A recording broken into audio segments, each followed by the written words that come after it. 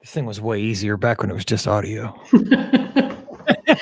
I know. So Yeah. now, is YouTube going well? I don't usually get on YouTube. I see you on Facebook.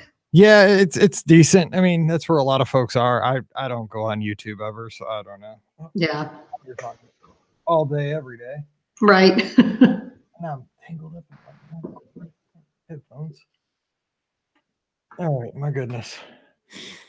All right, so we are live. Hey, everybody. Happy Wednesday. Happy New Year's Eve. We're getting ready to have a trip report with Rachel in just a second. Oh, yep, we are live. So Rachel, where are you from? I forgot to ask you that. Winston-Salem, North Carolina. North Carolina. Yes. Nice. So, like, what's your college team? Wake Forest? Yes, that would be in our town, but I went to Appalachian. I don't know if you've heard much about Appalachian, but so that's who I cheer on. We love Appalachian State because we picked your head coach. Coach Drinkwitz is our head coach at Mizzou. We love it. Oh, I didn't know that. Absolutely. He owns the town. We love that. Yes. That's yeah, because we fired our coach last year and we hired Coach Drinkwitz from Appalachian State. And I'm like, where's Appalachian State? And who's this guy? And I love that guy. It's a great school. It's cold. I don't like the cold. I don't know how I survived it way back when, but I guess I had younger blood and not much bothered me. Wait, it's cold in North Carolina? Because it gets below zero here. I mean, yeah, okay, I won't say below zero, but Appalachian could be teens and 20s. I mean, walking to class in the snow and wind, and yeah. That's one thing I don't miss about college is walking to class on those cold days. Oh, right. And I'd always have, like, for some reason I never got a good parking, lot where you parked your car, like, because I probably went late. Right. Park, 20 minutes away. I think like the school's a rumor at this point. So yeah, get there eventually. Yes. All right. So we will get going here and we'll talk for like 30 minutes and everybody can hang out in the chat if they like. Hello to Fulton, Justin, and Wendy who are in here. And we'll get cracking. 1831. Here we go.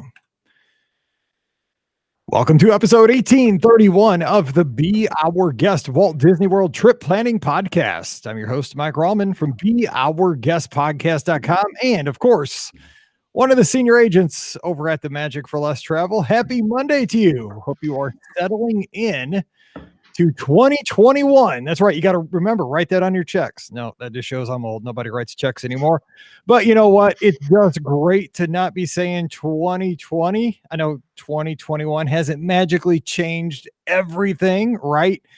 But it's still a new year. We're 11 days in and we're going to make this year awesome. We're just going to make progress and just let this year unfold and be good to each other and talk about the great times because believe it or not, there were still some good times in 2020. When we look back in 10 years, it'll be like nobody had it. There was not a smile to be had in 2020. Not the case. And we're going to talk about some of those good times today. We're heading out to North Carolina with listener Rachel. Rachel, Happy New Year, even though it's a few days late. How you doing? Thank you. Doing well. So let's jump in here and make this year awesome by talking about a trip report. And like I said in the open there, 2020 was a lot of doom and gloom, but, some of us got to travel down to Walt Disney World. And you know what I think, and I don't know how you feel about this, but I look at it in maybe 10 years, maybe a decade out. God help us. I hope this is the case. If we look back to 2020 and say, well, I'm glad I got to go to Walt Disney World and it was different. It wasn't the place that I'm used to, but I'm glad I had that experience because it was just a different way to vacation and to see the park. So real quick, before we jump into these two trips that you've taken post reopening, what do you think you're going to reflect on in 2020 as far as Disney? Oh, it's hands down. When I think of 2020, I'm going to think of Walt Disney World. I very fortunately got to go 3 times this year, January, August, and December. And I feel like this is the year my obsession grew and my love grew. And I think it's because you could let yourself get in that down in the dumps, COVID, sad place. But Disney, you listen to the podcasts, you watch the videos, you follow on Instagram, and it's immediate happiness. And it's good to have something like that, right? I mean, I know that having the podcast for me has been, very therapeutic because when you start talking about and you really get into the weeds, like, okay, do you want to stay at Caribbean Beach or the Riviera or Coronado, talk about the pros and cons. I mean, that's a great escapism rather than looking at the news and hearing about, this is working, this is not working, this is the bad news.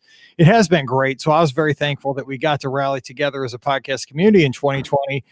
It kept me semi-sane. So I appreciate each and everybody who hung with us for the year. But let's hop in and talk about your perspective on things and why you're such a Disney fan, because you said the bug really bit you in 2020, but you have a long background. So give us your backstory when it comes to Disney.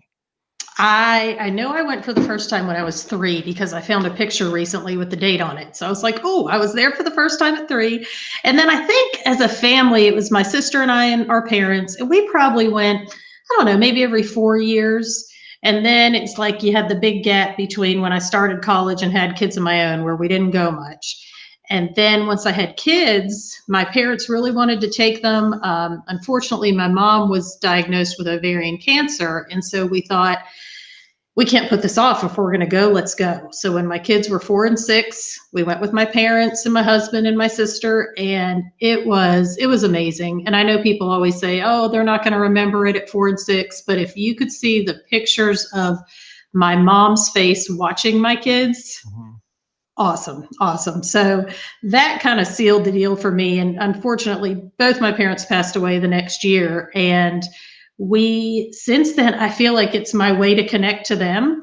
It's that nostalgia, it's feeling closer to them. And so we've taken my in-laws, we've gone as an immediate family, we've gone just a girls trip with my sister and my daughter and I. And every time we go, it's just, that sense of being home and being with the people you love. You know what? And I think that's kind of one of the lessons that 2020 taught us. Not that we didn't know these things prior to COVID happening, in early 2020, but and again, it sounds like this is self-serving, but the thing is, I really don't want to put off experiences anymore. Like we were out having dinner. My wife's not home at the moment. And before the podcast, Mallory and I were sharing Taco Bell, and, we're talking around. I'm shocked. I'm shocked. I mean, it's like, we're having dinner. What do you want from Taco Bell? Get a cheese roll up. And Jennifer, who's in the live chat, who gave me a nice Taco Bell gift card for Christmas. Thank you for dinner. But anyway, we're talking about it, and she's like, I really, really, really want to go to Disneyland this, as soon as this thing's all over. And I'm like, you're right. Like I kept saying, and you've heard me on the podcast, I've never been to Disneyland. I've been saying for the last 7-8 years, like, oh yeah, we'll go out there, to some year, like in between APs, because we have annual passes at Walt Disney World. So we don't have to pay for tickets. I don't want to buy tickets. We're going. Like, I don't want to miss out on that. When I get an opportunity, I don't want to say, yeah, but we'll do it in 3 or 4 years. And I think you made a great point. It's that, not only it's the chance to get out there and have these experiences, but it's the people you travel with. It's getting to make those bonding moments and get to see, when you see a parent's face or a child's face, or even just a friend that you've taken for the first, I've gone there with a lot of friends that have no idea what Walt Disney World's all about. Like when I see them, I'll see like an adult like me, and we went with some friends. He was a police officer and the wife taught with us at school. And, like we were riding, I think, Rock and Roller Coaster. And like this guy's, he's a police officer back here in St. Louis. He's got to be tough to get his job done. And he's on Rock and Roller Coaster like he's an 8-year-old boy. And it's like, I can't believe it. I've never seen him like that. And I think that's the point that you kind of made, is that, when you go with these people that you love and just, friends and so forth, it is so cool. It's such a unique opportunity to make these great memories. It really is. Awesome. All right. So let us talk about your 2 trips. So you took 2 trips since reopening, like I said, and you went down in August 1st. That's when I went down with Mallory, first week of August. So tell us about that trip, just kind of, and we'll dive into some of the particulars, but when did you go down? Who was with you and all that stuff?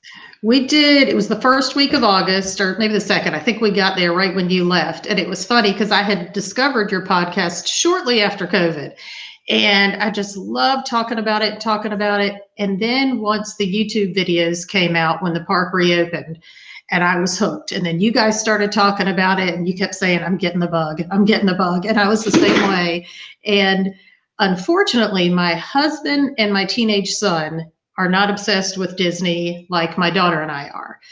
But I positioned it one night and I said, look, the things you guys hate most, crowds, when I make you go to shows, and lines, none of those are happening. Winner. And so they agreed. And, I said, it's perfectly safe. Look at all these videos. There's nobody there, and so we did it. We probably planned it and went all within maybe a month time span, maybe even less. And it was amazing. I think the biggest tip that I would give to people when you take someone who isn't as much of a fan or a teenage son, um, you kind of have to almost treat him like a toddler. We let him go back to the room every afternoon and Oh, wait, take a nap. you're saying you would let a toddler go back to the room midnight? Yeah, who cares? Instead of carrying them back, he took himself back. Just point to that bus. Like, that's the bus you get on. You know, you're fine Yeah. to go to the room. Yeah. So he kind of, he'd get up early. He was a trooper. He went to everything. And then it was like right after lunch, he'd kind of say, peace out. He'd go back to the room. And that's when we would do, Peter Pan and things that he didn't quite have an interest in. And then he'd come back in time for dinner like a new person. And it was great. And I kind of set it up telling myself, he doesn't love it like you do. And that's okay. Well, and imagine that the teenage son would come back in time to eat. I remember Oh, that. shocker. Yeah. Exactly. Where are we eating? Okay, I'll see you at 5. Right. That's cool. But and you make a great point. And it's still that case right now is that, for us that have been doing this for quite a while, like there's a lot of planning that goes into it under normal circumstances. You're laying out your fast passes. You're laying out, the perfect ADR strategy. You're looking at extra magic hours. Do I want to be, at the studios till midnight because they have extra magic hours at night? But then the next morning, this park has morning extra. We don't have a lot of those things, which is a bummer in a lot of ways. But also once you get down in the shortened park hours, they were fine with me because we got so much done and I wasn't so dog tired like I am normal times. Right, right. Well, and I laughed at all the people saying, well, what are you doing when it closes so early? I'm like you. I'm an early bird. I'm a rope dropper. So no matter what time we got back to the room, whether it was 7 or 10, I was in my pajamas or in bed. It doesn't matter. It doesn't matter. I was done. We got our fill. Yeah, that's a good point. I mean, it was weird, just going to parks like a 10 o'clock rope drop, 11 o'clock rope drop at Epcot. I was like, really, it was like being in an alternate universe just because I'd been trained that, rope dropping's good. But I mean, you're also, for me to get up and run and stuff, that's like a 4:30 or 5 o'clock, get up time. And I was able to get up like at 6:30, get my run in and still have breakfast and go to Epcot and be at the rope drop. I was like, this is all wrong. This is all wrong. I gave it, but it was fine. So you guys stayed at Pop Century in August. So talk to us about your memories. You went to all 4 parks. So what are some of the things you think back on now, 4 or 5 months removed? I will say the masks were not that bad. Everybody still asks about that. And it was hot. I mean, August was super hot, but I think there's no choice. So you sucked it up, you did it, and it wasn't terrible. I will say Pop, I would not stay there again with 2 adults and 2 teens. We were pretty cramped. And I did love, all the storage space in Pop and all of that. But it was funny. I had told my teenage son, I said, now look, you can sleep with dad, with mom, with your sister, or a camping mat. What do you think he chose? The mat. I'd sleep on the floor. Absolutely. Hands down. I'd No, probably sleep in the bathtub. I mean, it wouldn't matter. well, that's what I was going to say. There's no room on the floor in Pop. So he literally slid his bath mat under the pull down bed, and that's where he slept. I would have done the same thing. Oh, I get it. I mean, it's not perfect, but yeah, I sympathize. Yeah. So that part was pretty funny. But we just made some good memories laughing together. At that point it was August, so we had been home together since March, all the time. But even all being at home together, we weren't together. Everybody went to their own little quarters of the house and got on their screens and their TVs. And I felt like this really forced us for that F3, forced family fun. It gave us that chance to just be together and really make some good memories and laughing and just enjoying, no stress. Yeah, and I'll say the one thing I remember, because I just went down with Mallory, right? We'd always talked about going down just a daddy-daughter trip. And, I go down for the race weekends by myself. I took Paige a bunch of times, just Paige and I back in the day. But Mallory's always competitive cheerleading where they can't miss. And, all these schedules, we just moved. She won't miss school. So we had never done it. And I was like, for one thing, I think you probably thought the same way, is that, in August, I just want to get out of the house and be able to, Yes. be outside and actually do something. And I mean, like, just having like a counter service meal at Walt Disney World was like a godsend, like instead of eating around the kitchen table, which nothing wrong with that, but that's all we had done for like 5 months. I was just like, it was just glorious to see the outside world and see other people.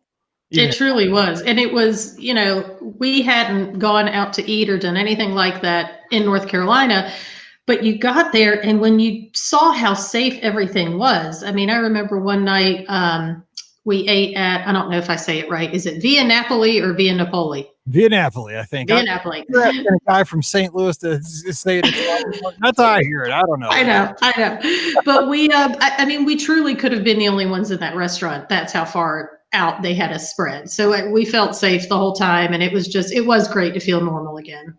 And now you guys drove down from North Carolina. So how is that for folks that are kind of in that mid-Atlantic, striking distance there for a drive? It's not bad. I think it was 8 or 9 hours for us. And when I went with the family, we did the whole thing, no stopping. But my most recent trip in December, I drove by myself. So I stopped in Savannah and spent the night there, but it was perfect because then I could get up bright and early the next day. And I was in Walt Disney World by 10:30 that morning. Oh my gosh. When we used to drive all the time from St. Louis, because I was scared to death to fly. I love flying now. I was such a dummy. I love it. Like I get my window, I pay extra just so I get my perfect seat on the plane. I take video of every takeoff. I take video of every landing. I take pictures the whole time of the clouds and all the geography. I'm like, I think we're over Nashville. I think we're over Atlanta. I love that. I don't. My brain just doesn't work right. But back when we used to drive, I used to always say that, okay, we're going to do what you just said. We're going to make it to, my goal was always Valdosta, Georgia. We're going to make it to Valdosta. We're going to stop for the night. We're going to get a good night's rest. And then we're going to drive the rest of the way, like 3.5 hours to Walt Disney World in the morning. I never had the discipline to stop. I'm like, we're just chugging on no matter what time it was. So good on you for making the stop. And you're probably more refreshed and enjoyed the next day because I was always just wiped out anyway, but I wanted to get there. I was. Yeah, for sure. So the drive, though, you would say is, I mean, if somebody's in that area, it wasn't painful. I mean, it was something you would do again. No, you're going to laugh, but I kind of stockpiled my Be Our Guest podcasts. So I'd have enough to keep me entertained on the way down. I'd be like, nope, don't listen to that one yet. That's for the drive. But it went so fast. I mean, literally, that's all I did was I listened to my podcast, made a few phone calls, and it was a quick trip. And I also love having my car down there with me. It worked out very well on both trips to drive to a couple of the parks, and I loved being able to do that. Okay, so tell us about that, because I get a lot of questions actually at the travel agency about, car pros and cons, right? And I always tell folks, you don't want to drive to the Magic Kingdom because that's a hassle. You got to deal with the TTC, you got to catch a monorail ferry over. You don't want to do that. But I will say, here's the best part. I'm usually down at the same time as my buddy Scott and his family. Scott always rents a car. I never rent a car because I'm a cheapskate, right? I get on Magical Express, boom, I'm over there free. They pick me up. It's like, I don't have to worry about anything. Scott has a car, though, and that's the best of both worlds. Because, like, if we want to go, say, for example, we did the Give Kids the World thing in December, and he came over to the event. We did the show, and he's like, boom, I got us at 8, because it was like 9:30 at night. He's like, I got us the last ADR at not Topolino's, Trattoria Al Forno on the boardwalk. I'm like, yes, we're having chicken parm tonight at 9:30. He had a little car, boom, we're over there. We didn't have to deal with any kind of transportation, Uber, anything like that. So how does it work out for you? Because I typically don't have one, and I'm fine using Disney transportation, but it is a lot quicker and you get to do whatever you want, whenever you want with your car. You really do. And I the trip I took with my family, for example, one of the nights we went to Disney Springs, and we had my son drop us off because, shocker, he did not want to go shopping at Disney Springs. So he went back home, and we stayed till almost closing. Well, back in August, there were so few people there, but there were also so few resorts open. So when we went to the bus lot, Pop Century's line was out of control because that's where everyone was going. So we called my son, he came back and picked us up, and it was glorious because you're just so ready to be home. And it was nice to, avoid that. And then when I was there recently, we drove to Animal Kingdom, and it wasn't inconvenient for a bus, but sometimes you do have to wait quite a bit if you're not going at the popular hours. So we drove there and drove back. And then I did drive to, that's a whole nother topic. But I had 2 like solo days where I resort hopped, and that was so fun. And just having my car and being able to hop in between and check out the Christmas decorations, I loved it. I loved it. That's when you're going from resort to resort. That's when you really can benefit from having a car or using like an Uber, a Lyft, something like that. Because obviously, if you're relying on Disney transportation, you got to go to Disney Springs, you got to go to a nearby theme park, that's just a pain in the butt. So yeah, good point. Okay, so let's talk about the recent trip. You guys were down late November, early December. So where'd you stay for that one? Kind of how did that trip all come together? That one came about because I came home in August and was bragging about how wonderful it was. And one of my girlfriends who has never been said, I want to go and I want you to go with me. Show me the ropes. So we got 4 of us together. We all went to high school together. And one had been, but it was long, long ago. And the other 2 had never been. So it was a lot of pressure on my shoulders, but it was so fun setting it up. But I truly had to manage my expectations because I knew they weren't going to be the rope droppers. I knew they weren't going to be hustling from ride to ride, and so I just kind of set myself up as this is going to be more relaxing. We'll hit the most important stuff. And, originally we went into it thinking, grand flow or, now's the time. It's just me. I can spend more money. And then you start really looking at it and you're like, no. I know. It's like, you have the kind of the Disney trip planning stages, like your dream stage. Yes. We're staying at the Grand. We're staying at the Contemporary theme park. And it's like, Pop Century doesn't look so bad again. Yeah. But we worked with Jocelyn Martins, and she was awesome. And she kind of sent me. I said, if we want to stick to around $1,000 a piece for the whole trip, what can we do? And she sent me. We could do Art of Animation, Caribbean Beach, Fort Wilderness Cabins, or Old Key West. But Old Key West was more in the $1,500 range. And then when I kind of looked at the pros and cons, if we got 2 adjoining rooms at Caribbean Beach, we each got our own bed, and we had 1 bathroom for 2 of us. Mm-hmm. We had more room to hang out. We had the Skyliner. It was kind of really evident once I started listing all the pros and cons, and it worked out great. It really did. Yeah, when I was thinking about those 4 choices, that's what I would have gone with. As much as I love Old Key West, the 2 rooms gives you the space, right? Yeah. And if you're not a family, it's awkward, kind of. Even if you're good friends, it's just weird to be in a real tight quarters with 4 people. That's absolutely, yeah. So what'd you think of Caribbean Beach? That's where I stayed too, about the exact same time you were there. I love it. That was the second time we've stayed there, and it's homey. It's not the glitz and glamour of the Riviera or anything, but it's comfortable, it's homey, it's the Skyliner makes it great. I love the food choices. I really liked it. I really did. And I think the hardest part is finding your room to start with. Yeah, it is. Yeah, it is.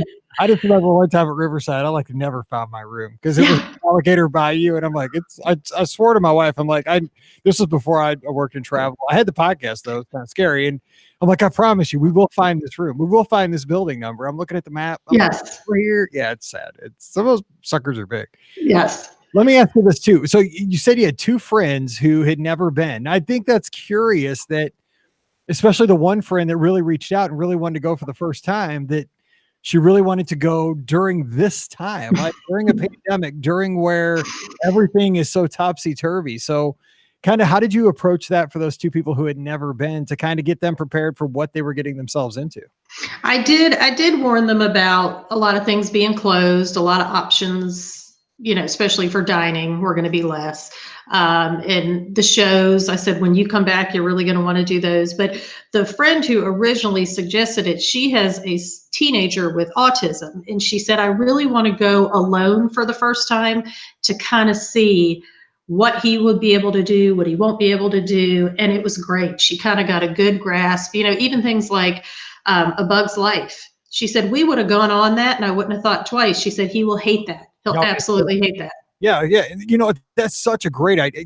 Now I know not everybody's going to have the opportunity to do something right, like almost like a preview trip, but God, if everybody could, that has, children that might have, concerns that you don't think about, this is like for her, it's basically like a scouting trip. And that is you can read all the books and read all the blogs and watch the vlogs on YouTube and stuff, but there's nothing, like you said, there's nothing like seeing Bug's Life and experiencing it out of the chair. That freaks me out. That's really gonna get you know, some people's out of Right.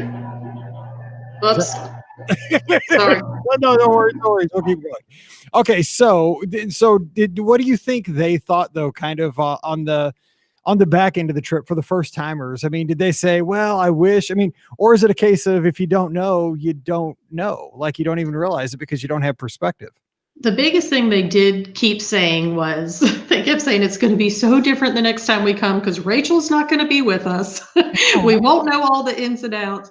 And they did say, I can definitely see how this crowd level is so much more manageable right now. And they were like, I know it's not going to be like that later. So I do think they understood that. But all the little things that Jocelyn and I had figured out of how to get to the parks each morning and the quickest way there and writing all these things before the crowds came. You really do have to kind of either talk it through with an agent or have been before to kind of know a lot of that. So I think that, that helped a lot. Right. Okay. Let's jump into some of those memories you made in the theme parks because with first timers and with dear friends, that's a great opportunity. So you guys went to each park one day. So what stood out? Like when you kind of reflected on it, got home, all talk to each other. What were some of your favorite moments, and what did you hear from your friends? We talked about it the last night at dinner, and Animal Kingdom was our first day.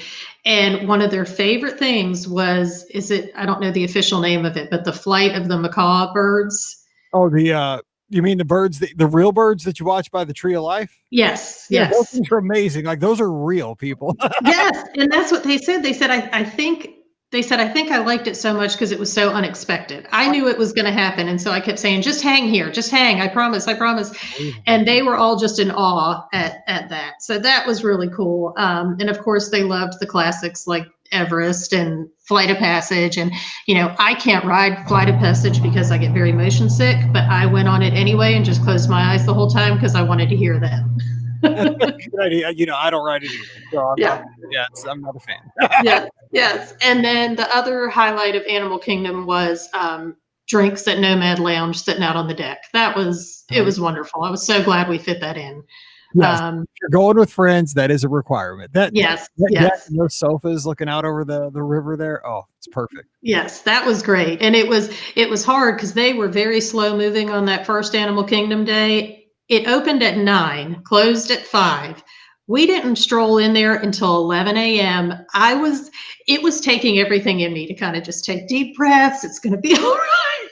And then they're like, ooh, there's Joffrey's. Who wants a coffee? Anybody? And I'm thinking, no. That'll be there later. And there's no more grab a coffee and walk on through. You got to sit. You got to take off your mask. You got to not move. It was. What about that? Yeah, you can't even like chug it down while you're going on your way. Right. So by the next day, which I think we went to Magic Kingdom the next day, I put the hammer down and I said, ladies, we are up at 6:30 tomorrow morning. We are walking out this door at 7:30. And we will be there by 8. And I just kind of had to break it down, but they were appreciative that I did because they saw how much more we were able to fit in the next day. That is something. That is something though when you go with folks that have no, yes, they don't know. They just think they're on vacation. What do you take it easy, eat a donut. Enjoy the environment. No, the lines are building. Right. But it was good that you gave them that first day to kind of have that experience, and then day 2, you're like, okay. Let me show you how this is done. Ready? It's done. Yep. And I did say to them, I said, we're going to get up early. We're going to walk fast. We're going to knock these things out. But then I promise we're going to take time. And we did. And it was like we had a very laid back lunch at Pinocchio's, sat by the window, waved to everybody on Small World. A little bit later, we walked over to the plaza. We had drinks and we would sit there with our drinks. And then when a cavalcade would go by, we'd jump up and run out there and get a video of Santa Claus or whoever it was, and then come back to the table. And so we did have that afternoon, which was so nice just to sit and relax. And then the crowd started thinning out again, and we went back and, did Space Mountain and all the fun stuff. That's cool. Now, let me ask you about the crowd you mentioned, because we were there at the 2 same times since reopening. I was there at the beginning of August, and I was there that same time you were in December. Now the crowds obviously, and we saw this over the Christmas holiday too, that I mean, that's the busiest week of the year under normal circumstances. But I mean, the crowds are building. I think people are tired of sitting at home. I think people are getting a little bit more comfortable with travel. What did you think? Like, what was your perspective? Because you'd been there a second time since reopening. I mean, August was still a ghost town. December, not so much, but still manageable, in my opinion. So what were your thoughts? I think I will say it felt crowded in December, maybe just because I had been spoiled in August. It felt crowded, but then when I came home and started looking at our photo album from January, I was like, oh no, it wasn't crowded. You forget, but it wasn't ever. I didn't ever feel unsafe or claustrophobic, too many people or anything like that. And we were able to get all of our dining reservations. We were able to do our mobile orders, all of that. We were on Splash Mountain within minutes. Now, granted, it was because it was like 40 degrees that day and no one else wanted to ride. Oh, but yeah, I would say the average wait at the height of each day was maybe about 40 minutes. And I think too, the thing to remember for folks traveling maybe here in January and in February is that I think the crowds will be more, obviously they won't be what they were at the end of December. But the thing is, if you're going down for the first time since the reopening, since last summer, if you're an experienced traveler, when you see those lines, they can be shocking. Like, for example, if you go to the studios, you want to ride Slinky Dog, you may be getting in line at the Voyage Little Mermaid and going through that queue, and you're just like, holy cow, I'm not even in the same land, and we rode, I think it was, well, it was Rise of the Resistance. We thought, oh, our boarding group's up. We're going to ride right now. No, we still waited in line an hour and we went backstage. We went everywhere. We went behind a dumpster. But the thing is, it's social distancing. So things look worse than they are. So don't, I think that's the biggest lesson I'm going to throw out there for anybody that's heading down soon. Don't freak out. The lines will look long, but a lot of times the actual wait time is less than the posted time by quite a bit. I notice that a lot. I agree.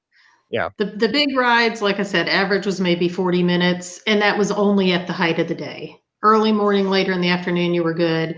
One other thing I was going to tell you from our Magic Kingdom day was we decided to not make a dining reservation that night. It was closing at 8. So we figured, let's just leave like 7:30, miss the crowds, and we'll get something when we get back to the hotel. Well, we get back, get in our rooms at Caribbean Beach. Because of COVID, there's no room service, and they had even said no pizza deliveries. And so we were like, oh my gosh, I don't want to leave this room again. I'm so tired. And it was kind of hard figuring out what to do. But luckily we did call for a pizza delivery and they came. I don't know if we just lucked out or they weren't supposed to do it. I'm not sure. But that is a heads up for people that there's nothing coming to your room right now. So stop at the lobby before you head in. That's a good point, especially if you're a little far out. You want to make sure that you have what you need and get back to that huge, great point. Now, let me ask you too about your Epcot day, because I would think Epcot would be so much fun for 4 friends to go really enjoy the countries, and especially when it's not crowded. What do you remember from that day? You're right. It was totally different than any other time I'd been to Epcot. We did Topolino's for breakfast. We did a little character breakfast, which was really cute. And sour cream waffles were the best things I've ever eaten, I think. It sounds kind of weird, but it actually sounds kind of good too. So. Oh, it's delicious. So we got to Epcot. It opened at noon, but we didn't get there till maybe 12:30-ish.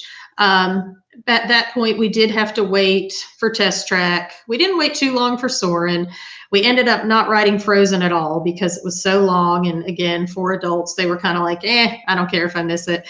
But then we just did the eating and drinking around the world. We did the cookie stroll where we got our 6 cookies and then got our free one.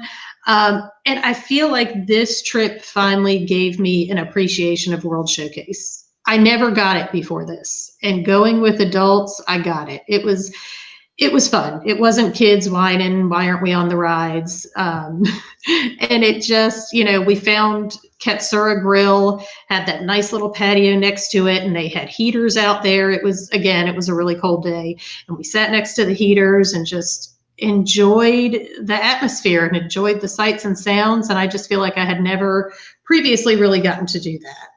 So now, were you guys kind of reaching out to your families and sharing pictures and videos, or was it something like you were just? It was a quick little getaway with friends. I mean, how connected were you guys outside of just hanging out together? Were you, calling back home, FaceTiming? I mean, what was that like? It's funny you ask that. I'd usually text them throughout the day. The only time we FaceTimed, my daughter, she's the one who's 15. We both love the Grand Fiesta Tour in Mexico. And she said, Mom, if you do not FaceTime me so we can sing the Three Caballeros, I'm going to be really mad.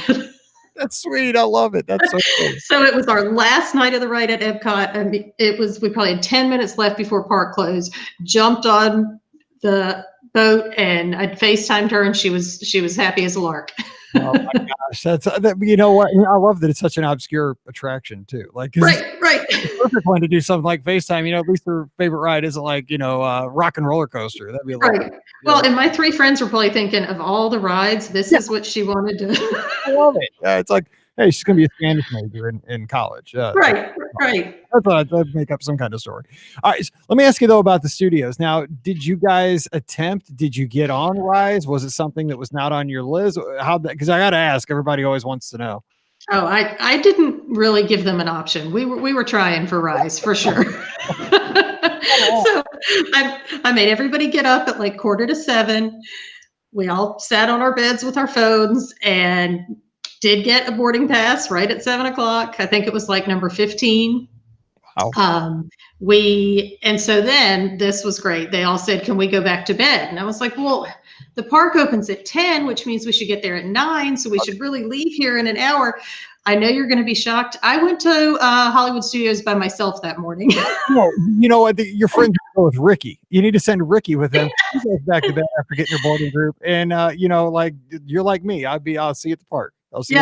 Yes, exactly. But we said no hard feelings. You go back to bed. I'm going to go on to the park. There's a picture of me on Slinky Dog by myself, screaming my head off. First ride of the day. It was great. And sleep when you get home. I'm going to have fun. Yeah, right. And so then they showed up probably around 11ish. The downfall was Rise kept breaking down that day. So we didn't even get on. I mean, we were boarding past 15. I bet we didn't get on till 2 or 3. And then it broke down while we were on it. So it kind of stunk because, you're so hyped up and you're so immersed in the story. Right. And then it's like, wah, wah, lights come on, walk you off, But, good news, they did give us a pass to come back and we did get to finish it. And they loved it. So I'm glad we did it. That's good. Yeah. The first time I did it, it broke down too. Kylo Ren just kept coming at me and leaving. Coming at me anymore. So yeah, it was I look at it that way. Cause back then this was like, when it first opened that I was like, I got to do it 1.5 times for that boarding. Yeah, That's true. And I will say, I had lucked out since I had ridden it previously, but I did kind of feel bad for them that it broke down in the middle. But I still think they loved it. I think our highlight from Hollywood Studios Day was Oga's Cantina. We had made a reservation for about 2 o'clock, and our waitress was so fun and kept suggesting, the fun drinks for us. And you can only be there. I think it's a max of 45 minutes, but it was so much fun and just such a cool atmosphere, and we loved it. So now are you guys into all the holiday decorations and stuff like that? Because I think to me and a lot of people, I hear this a lot, that the studio really blows it out of the water when it comes to that aesthetic as far as the Christmas decorations. Do you guys think the same? Hands down, yes. I think we had more scenic pictures from Hollywood Studios than any of the other parks. It was really, really decorated, the streets, lining the streets, going down Sunset and all that. It was great. So did you guys get to do much more that day at the studios other than Rise? I mean, I know Rise kind of dominates your day though, right? Because you're always watching the group number. Do I have time to do this? Do you guys get to do Mickey and Minnie's or Slinky Dog? They get to do later? Yeah. Well, they did not get to do Slinky Dog. It was my first ride of the day by myself, solo ride. But then by the time they got there, it was up to about 40 minutes. Most of the day. So we opted out of that, but we did ride Toy Story Mania 4 times. Nice. 4 times. I mean, no ride for that, or no wait for that. And we did pretty much, I think, everything else. So it was a great day, and having the Skyliner to ride back home that night, it was perfect. That's it. I mean, you're right. I mean, that's the joy of being on the Skyliner, whether it's Art of Animation, Pop Century, but especially Caribbean Beach and the Riviera, is that if you're at those two resorts, I mean, you are directly right there. Like you have to make that one extra hop over to Pop and Art, which isn't a big deal. I mean, I stay there all the time, but but I stayed at Caribbean Beach last night. I love that I didn't have to even make one extra hop. Man, I was boom. I was just Yes. right back to my room, and it was just glorious. So, any other highlights from that trip? Maybe lessons learned from traveling with friends other than family. Definitely, like I said, just kind of keeping your expectations low and knowing that if they want to look at the flamingos at Animal Kingdom for 20 minutes, just let them look at the flamingos. But I will say the last morning they flew out, I think around 10 a.m. and I had driven. And so I stayed until about 6 o'clock that night. And I had mentioned earlier, I kind of resort hopped. I looked at all the trees. I had food everywhere. I got to go to Olivia's. I heard you talk about it so much. I was like, I got to do it. Favorite place. Got the buttermilk chicken. I think the waiter did not have confidence in me for that plate, but I showed him how it was done. Ate the whole thing. Oh, it's probably my favorite dish at my favorite restaurant. And I know it's not going to really stand out for a lot of people, this restaurant, Olivia's, but it's my kind of place. Like it's homey. It feels like the serving staff has been there forever. When you walk in, it's just like, oh, you're sitting down in somebody's kitchen and it's comfort food. It's like, to me, it's like Cracker Barrel, and you can't get better than Cracker Barrel in my world. Right, right. It really was neat. And I'd never been to Old Key West before, so that was nice. I'd never been to Animal Kingdom Lodge. I drove over there, and that tree, I mean, it almost brings tears to your eyes when you walk in and see that thing. It's just beautiful. It is. All right. So we are running a little long. So I want to ask you this though. So looking forward, now that we're in 2021, we don't know what this year is going to unfold like. We're very optimistic. We think things are moving in the right direction. I think we're going to be, seeing a lot of improvement as we, progress here in the coming months. But, what are your preliminary plans for 2021? You going to take the kids back down, go with the family, any other friend trips? What do you ideally hope to get out of 2021 as far as your trips? I'm scared to bring it up. I went 3 times in 2020. My husband's going to disown me. I don't know. I mean, if it were up to me, Hypothetical. I know, hypothetically, I would love to go again this year with my sister and my daughter. We did a girls trip with the 3 of us in January, and we're all in the same wavelength. We all like doing the same things, and it's just always kind of fallen back into that routine. So I'd love to do that again if time allots. I won't bring it up quite yet. Yeah, just to give it a little time. It's like, there's a discount out there. I really can't afford not to go. I know. I always approach my wife. I'm like, I really should take Mallory. She's been really good, really good report card, and she's been working hard, not that I want to go, but yeah, that works out well. No, I love it though. And so if people want to check you out, I know are you on social media somewhere? Cause I want to ask folks, I've been terrible about that in the past, but, here in 2021, I want to make sure that if folks want to reach out and maybe ask you questions or check out all the stuff you do online. So where can people find you? I am on Instagram. It's just Rachel Hoeing.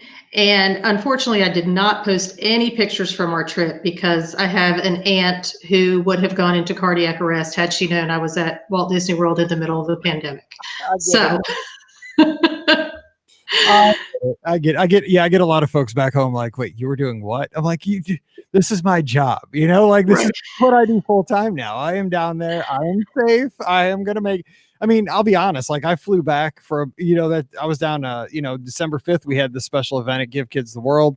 I came home on the 6th and that plane was, Southwest wasn't booking the middle seats, but they were starting on December 1st. And the plane was full except for, I think, 20 seats. And, people were elbow to elbow, but I survived. Not that I would, want people to get out there and do that on purpose, but I think that, you just got to have your comfort level. Of course, I'm not in like a high risk group either. So you just got to watch who you're traveling with. Right. The thing is, if you're comfortable, go. If you're not, just hold off. I think things are going to get better here soon. So real quick, as we close out, what advice would you give? Cause like say, your aunt would freak out. What would you tell folks? Cause you've been twice since the reopening. You said you felt very comfortable. Obviously it sounds like you would do it again and you felt safe. I truly would. And 2 of the women in my group were nurses, and 100% said we feel like we would do this again in a heartbeat. It really was. I felt perfectly safe and a lot of fun. All right. Well, Rachel, I sure appreciate you taking the time to share these trips. I'm with your son, though. I would have slept on the floor, and I also would have gone back and just met you for dinner. So I approve of his touring plans. There's nothing different I would have done at his age. And it's just great to have you on the show. Thanks for taking us on that ride down from North Carolina to Florida. That still cracks me up that you did that. And Happy New Year. Let's make 2021 awesome. But thanks so much for starting the week with us here. Thank you so much. I appreciate it. It was a lot of fun. All right. Don't forget today's show, as always, brought to you by the great folks over at the Magic for Less Travel. We talked about Jocelyn. She's one of the great agents over at the Magic for Less. Me too. We have a lot of other great agents. Ben, my good buddy that runs on the Lizards. You can check them out over at themagicforless.com. Right now, great specials out there. We have the early 2021 room special. And now we also have a special with some non-discounted packages through actually into the fall. This is a long discount for Disney, where if you buy a package that has 3 days worth of tickets, 4 nights, hotel stay, you get 2 days free in the parks. Hey, 2 more days in the parks? You kidding me? That's a lot. Think how many times you could ride Rise twice and you could ride Slinky Dog 17 times. Well, probably not Slinky Dog. Maybe Toy Story Mania 17 times, maybe. Who knows? We can do whatever you want. But check them out today over at themagicforless.com. Fill out that quote while you're there. If you mention the show, you and I are going to be planning that trip together. So mention the Be Our Guest podcast. Check them out, themagicforless.com. Also, please support the show by using our Amazon affiliate link, beourguestpodcast.com/Amazon. You get all your, same Prime benefits, all that good stuff. It's just one extra click. beourguestpodcast.com/Amazon. And finally, a shout out to our patrons. Thank you so much for your support. If you'd like some extra content in your week, like Mike in the Midwest, just go over to patreon.com/beourguestpodcast. Where can you find us on the social media? Funny you should ask. We're at Be Our Guest Mike on Instagram and Twitter. Also, Be Our Guest Pod. Ricky runs that account. And you can find us on Facebook and YouTube. Just search for the Be Our Guest podcast. All right, time to get out of here and get back, settling back into normal, whatever normal is. But it's almost getting back to normal. At least there's not Christmas trees up and we're not counting things down at this point. So let's get back to a normal work week or hopefully school week for you guys. So until we talk again on Wednesday, for Rachel, I'm Mike, wishing you a great Monday. Time to head back to work, and we'll see you real soon. Boom. Let's see here. Good. Thanks, Rachel. That was fun. That was a lot of fun. I love that. Yeah. So if you go again, let me know and we'll talk again. I definitely will. I got to soothe my way into it. I got you. I know exactly what you're talking about. Then thanks for the head coach. We appreciate Coach Drinkwitz. Oh, yes. Go Appalachian State. All right. Hey, you have a good night. And like I said, this will come out it'll come out the night of the 10th, that Sunday night late, but it'll be out on that Monday, January 11th. All right. Thank you so much. Have a happy New Year. You too. Thank you. Bye-bye. Okay. Bye-bye. Thanks, everybody. You like my new castle? Woohoo! All right. I'll talk to you guys later. Happy New Year, everybody. Hey, Lori. I love trip reports. Isn't that fun?